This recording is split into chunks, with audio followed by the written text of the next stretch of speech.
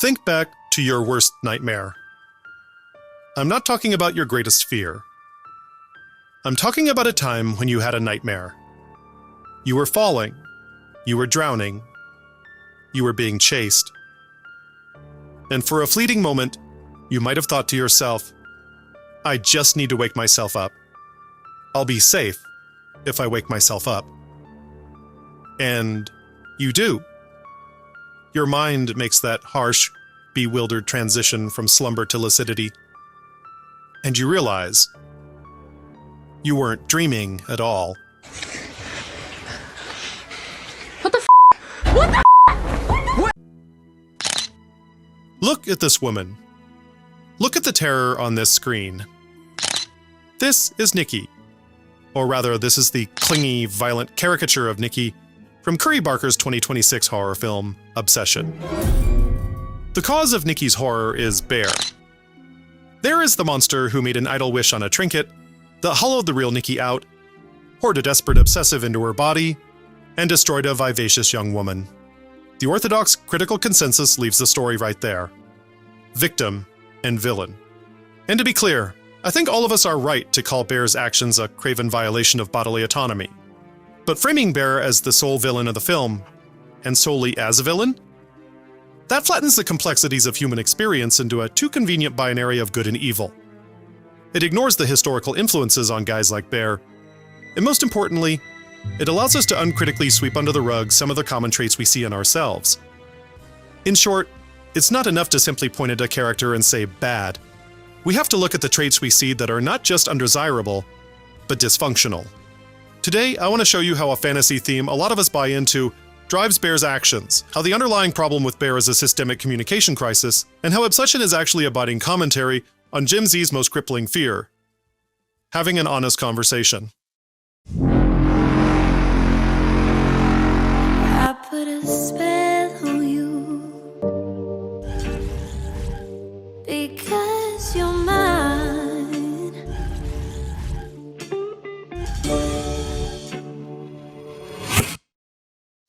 This video contains spoilers, so consider watching the film first before you continue.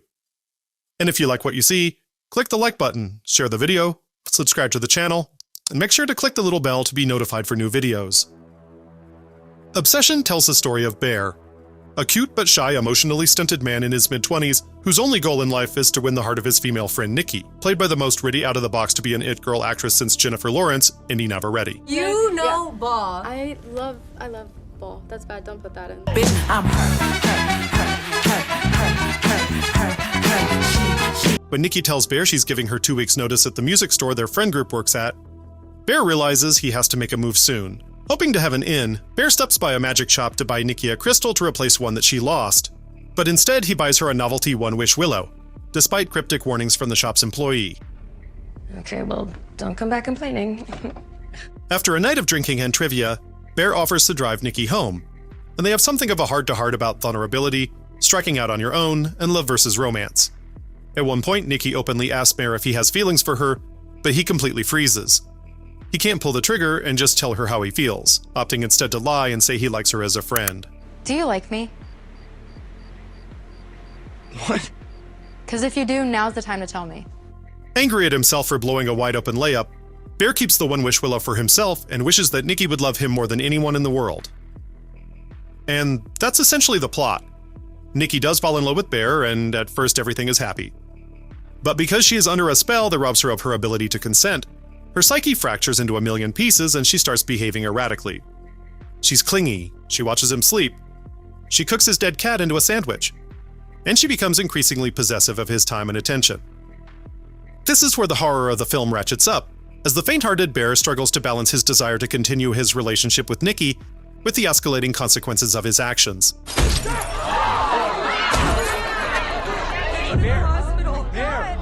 Bear, are you fucking listening to me? Get up! To understand the horror of the film, I think we need to discuss what is actually happening to Nikki, because I see a lot of people describing her as possessed by some kind of demon. In fairness, that's because the film language Barker chooses is rooted in demonic possession movies like Smile and Insidious. But I think if you decide that Bear is dealing with a demonically possessed girlfriend, that fundamentally changes how you watch the film. Running with that interpretation gets the point of the story. It diminishes what Barker is trying to do. Nikki isn't possessed.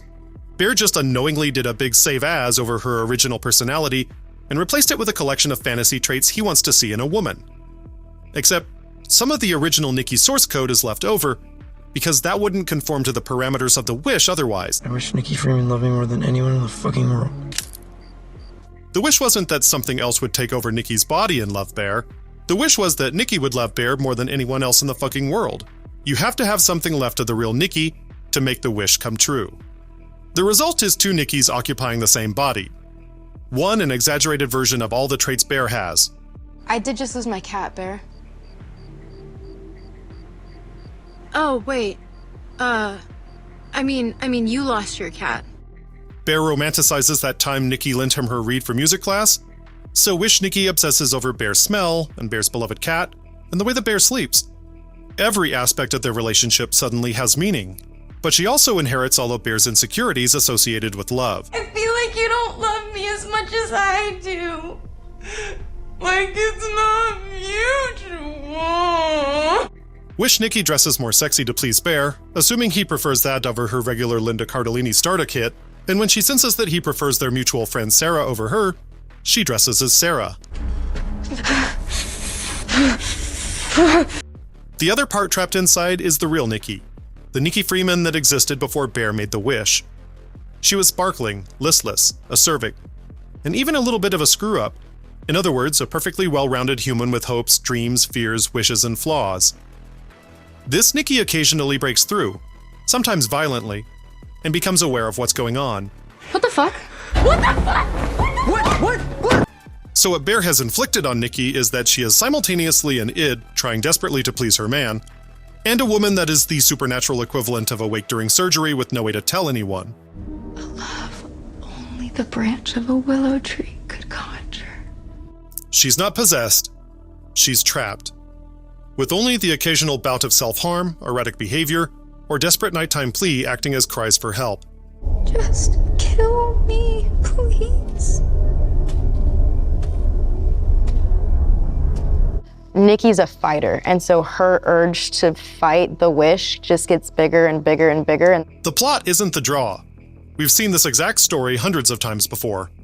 But this film was created for a new generation. And depending on what cultural readers you have, there are two competing ways to see Bear. Two distinct versions of this character.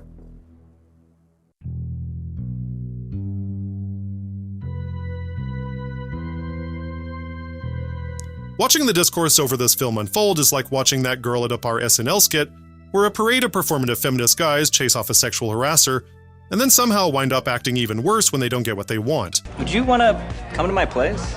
Oh, no thank you. Bitch. What? I freaking marched for you. You won't get down on this? Ew. I've seen a handful of guys admitting that they see something of themselves in Bear, and a much larger contingent of guys dogpiling those guys saying, "Oh my god, ladies, can you believe this guy is telling on himself? Let's get him!" Which is not helpful, it discourages growth, and it contributes to the killing for clout crisis that's pervasive in social media. So I'll just say this right now. Yeah, I was once 25, and I was probably a lot more bear-like than I'm comfortable with. So do with that what you will. But I think you can read that fact in one of two ways. The first is, I see a lot of myself in Bear, and therefore I have a lot more sympathy for the decisions Bear makes in this movie. The alternative is, I see a lot of myself in Bear, and therefore I have a lot to think about in the way I learn to feel about myself, about the women around me, about consent, and about power. So let's take a look at why there's such a disconnect, with some people seeing Bear as a flawed hero who just made a mistake, and some seeing him as a full-on villain protagonist. To understand why people in the comments are arguing over a guy who accidentally voodooed a woman, we have to first acknowledge the existence of a Gen Z Monomyth. If you've taken a film class, or if you've just been in therapy at any point over the last 20 years, you're probably familiar with Joseph Campbell's 1949 monomyth, The Hero's Journey. Campbell distilled several ancient mythologies into a single timeline. A boy leaves the safety of home, ventures out into the world, faces trials, and returns a man ready to lead. But the monomyth isn't just a guidebook for hack screenwriters. It taught generations that risk, conflict, and stepping outside of your comfort zone were necessary to grow and be worthy of inheriting society. But since 1949, a relentless erosion of institutional trust has forced young people to scrap their faith in the hero's journey. Consider the environment that birthed Gen Z, a cohort that grew up watching the permanent instability of a post-9/11 world, entered adolescence just as the 2008 financial collapse systematically wiped out their parents' security, and watched the largest upward transfer of wealth since the pharaoh funnel directly to the exact same corporate figures who caused that mess. Concurrent to this macroeconomic dumpster fire was the rise of social media. The internet ceased to be a passive screen. Suddenly, every teenager was handed a free, permanent webpage to curate a digital persona designed to appeal to friends and strangers alike. But this curated identity turned out to be a glass cage. That edgy South Park joke you retweeted for laughs at 14 remained permanently attached to your digital footprint, waiting to derail your life at 25. The result of this world on fire shitstorm is a generation that grew up fully aware that the world is actively waiting to destroy their reputation for sport and profit, and that absolutely no one is coming to save them. It's no wonder then that they developed a defensive monomyth. If the traditional hero's journey is about striking out and embracing risk, the Gen Z narrative is entirely about choosing safety over risk, seeking to heal from the trauma of existing in a world that is constantly watching and waiting. While the traditional hero is motivated by ambition of conquering, the Gen Z protagonist is motivated by exhaustion. They are suspicious of power. They refuse leadership. Legacy is a burden, not a calling. Most importantly, they win by breaking down and opening up. No one is going to save the city from the Kraken here. They're just trying to survive, and that makes their journey about trauma. The fight is over their psychological space. I liked that it was a movie about trauma, and I liked that it explored it through generations. Family trauma, generational trauma. Generational trauma, family trauma. You know, generational trauma. Generational trauma. Generational trauma. Yeah. Trauma. Trauma. In any other film genre, Bear would be the textbook hero of this framework. He's cute, he's shy, he's emotionally fragile, and he excessively refuses the call. He retreats to a cozy rom-com cocoon, scripting out perfect speeches in his head while gazing longingly at old movies. We are conditioned to see this as endearing, the soulful romantic waiting to be discovered. And in that movie, Bear finds some way to undo the wish, restores all his friends, and gets the girl anyway. And it's worth noting that Barker turned down higher studio backing precisely because executives wanted to turn Bear into a sympathetic victim of circumstance. But since Barker is working in the horror genre, the narrative demands that he take this cozy little trope out into the woods and cap it in the head Miller's Crossing style. And he does that by filtering Bear through a much darker lens. The EC Comics villain protagonist.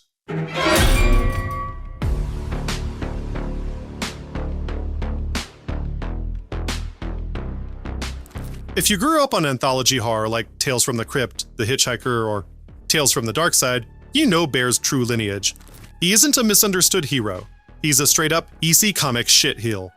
In fact, there's a classic Tales from the Crypt episode entitled Left to Death, where a meek Andrew McCarthy uses a magic potion to force Muriel Hemingway to love him, only to watch her distend into a suffocating harpy. I think I'm exhausted. I'm fucked out. Well, I'm not exhausted. I'm not fucked out. The typical EC Comics protagonist isn't a mustache-twirling supervillain. They're an ordinary person with one singular, unchecked personality flaw that serves as their undoing. They are too greedy, too horny, too ambitious, or in Bear's case, they are too self-loathing to the point of self-absorption. In the EC Comics tradition, the main character is the bad guy. They break the rules. But then the universe steps in. Call it fate, call it karma, whatever. The universe acts as the judge, and it gives them exactly what they've always wanted. But it comes wrapped in an ironic punishment. We need to, take some space from each other, okay? But we have to. I knew you were gonna bring her. I fucking knew it. She guilt you? Just remember that you wanted this. That means the girl that Bear robbed of her autonomy winds up robbing him of his. This is the key to squaring the circle and recognizing that Bear isn't a hero trying to deal with freaky Nikki or some demon that's possessed her. Bear is the consummate villain protagonist because he weaponizes his vulnerability to give himself moral license to bypass her consent, even after he knows the wish is successful. He should have stuck to sending MASH notes. Maybe then he wouldn't have ended up in a state of holy deadlock. Yeah. Back up in your ass with a 27.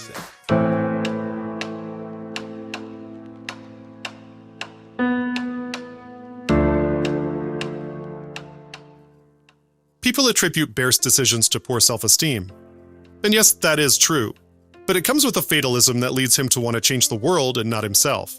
It's always like, yeah, of course girls are gonna go for like Johnny Spells because he like has a motorcycle and is like super in shape. But like, there's like nice guys who honestly like have a lot to offer that they would like never. I mean, oh, I hate that I'm gonna even tell you this, but like, I think that you feel like you have a lot to offer, and please take this the right way. Sure. You don't?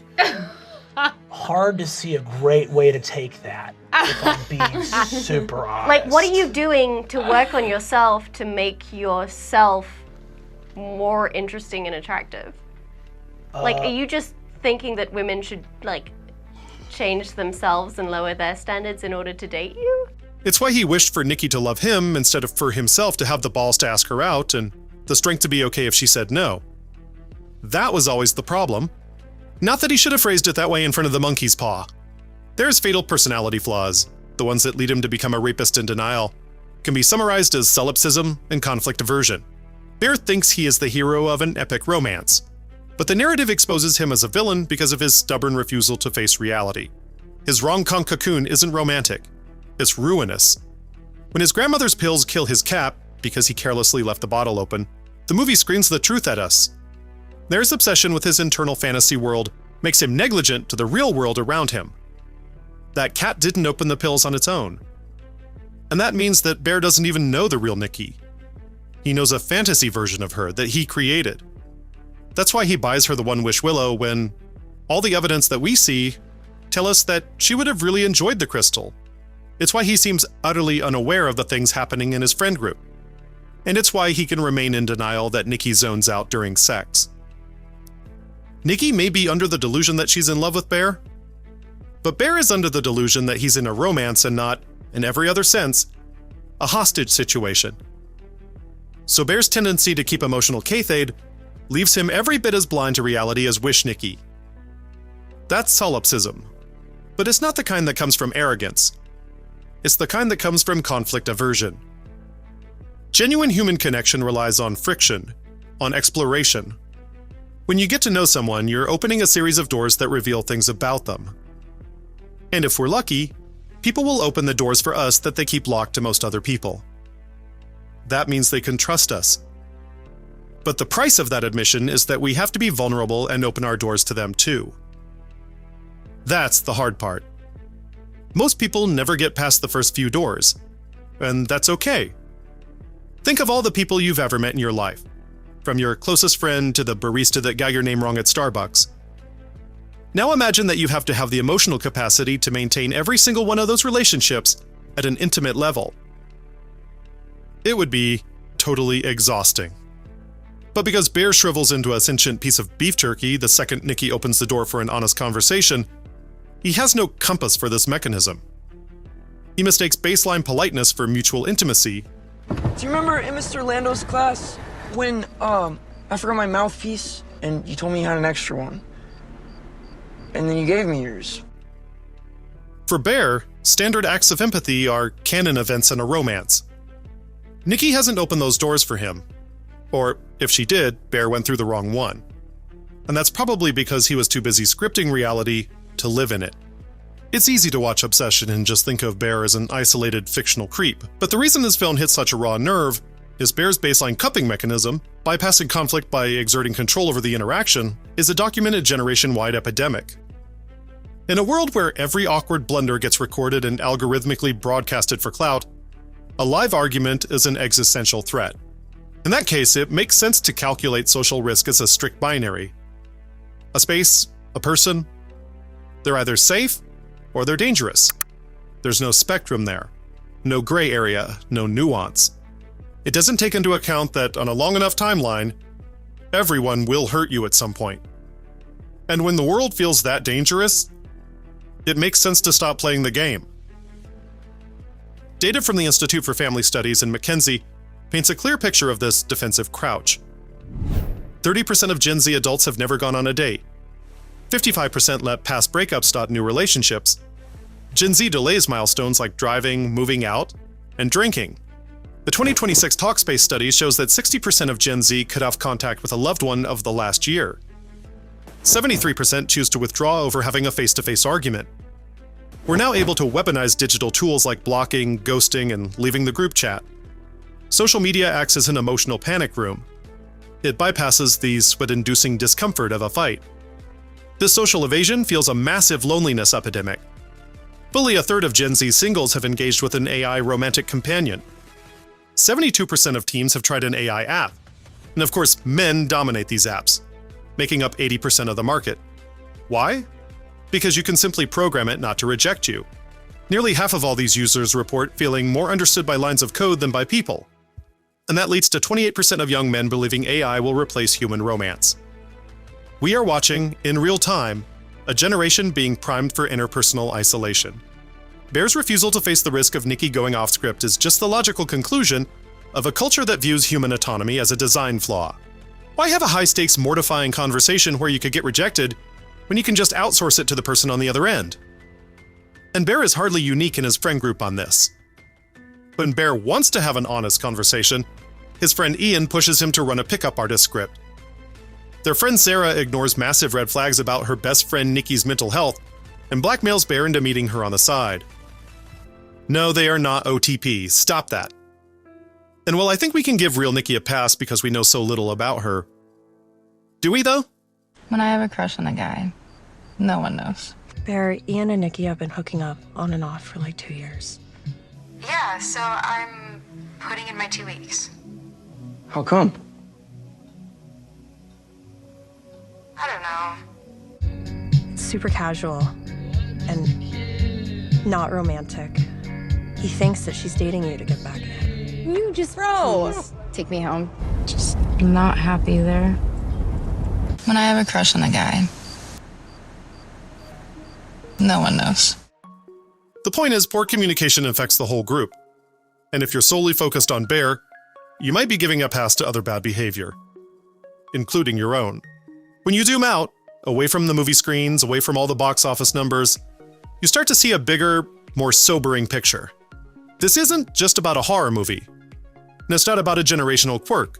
This is about people losing their ability to be people. Let me be Nikki. You're not being like me. I can't be Nikki! Look, it's easy to condemn Bear's gross decisions and pat yourself on the back for recognizing them. But magic is not the only way out around consent. And it happens far too often in the real world to be a Bear issue. I think we can all agree that it's okay to be afraid of rejection. It sucks. But how do you develop a tolerance for it without experiencing it? How do you know the elation of making a connection without standing on a pile of failed attempts? How do you find out without fucking around? If art has an innate value, it's that it reveals something about us. And what obsession reflects to us is that so many of us would rather turn a blind eye to what the people around us want if it means we get our own way. Art can hold up the mirror, but it can't force us to look. The choice to open our eyes and choose empathy over control is entirely on us. Stay cool, stay safe, wash your hands, return your shopping carts, make good choices, and I'll see you next time.